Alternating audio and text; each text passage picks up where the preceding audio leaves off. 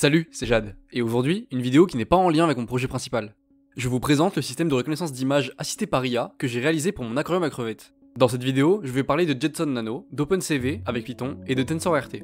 En fait, depuis longtemps, à cause de nombreuses vidéos YouTube sur lesquelles je suis tombé, j'ai envie d'avoir des crevettes chez moi. Ce sont des Neocaridina, une petite espèce colorée provenant d'Asie du Sud. Elles sont plutôt faciles à maintenir mais demandent tout de même de faire plusieurs tâches régulièrement, comme les nourrir ou faire des changements d'eau. Je me suis alors mis en tête d'automatiser le plus possible l'aquarium.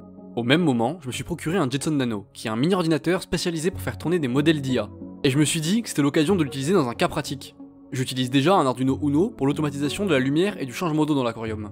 Mais ce que j'aimerais faire, c'est pouvoir suivre la population de mon aquarium au cours du temps, car elles se reproduisent rapidement. Alors j'ai eu l'idée de compter le nombre de crevettes avec une caméra et un modèle de détection que je mettrai sur mon Jetson Nano. Pour ça, j'utilise un modèle bien connu comme base, le YOLO V5. Il est capable de reconnaître un grand nombre d'objets, mais pas les crevettes, donc je vais devoir le réentraîner. Et pour ça, il me faut beaucoup d'images de mes crevettes pour lui faire comprendre ce que je veux qu'il détecte.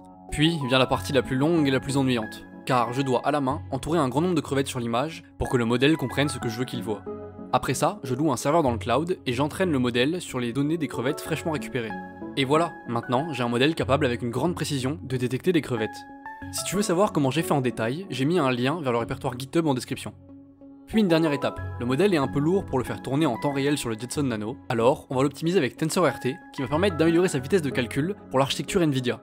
Le programme en Python sur le Jetson Nano consiste à intervalles rapides à récupérer une image de la caméra, puis, avec la librairie OpenCV, traiter l'image pour qu'elle soit utilisable et la donner à l'IA de détection. On récupère alors, en temps réel, les coordonnées des crevettes sur l'image, mais surtout le nombre qu'il en a détecté.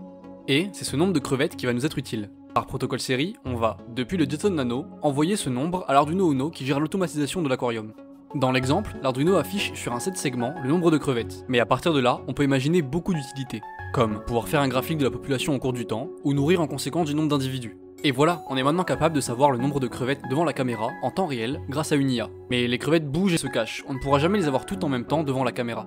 Ce n'est pas un problème, car en faisant une moyenne sur la journée, on se retrouve avec une valeur utilisable. S'il y a 2 fois plus de crevettes que le jour d'avant, on trouvera bien une moyenne sur la journée 2 fois supérieure. Merci de m'avoir écouté. Vous pourrez retrouver le répertoire de ce projet sur le lien GitHub en description.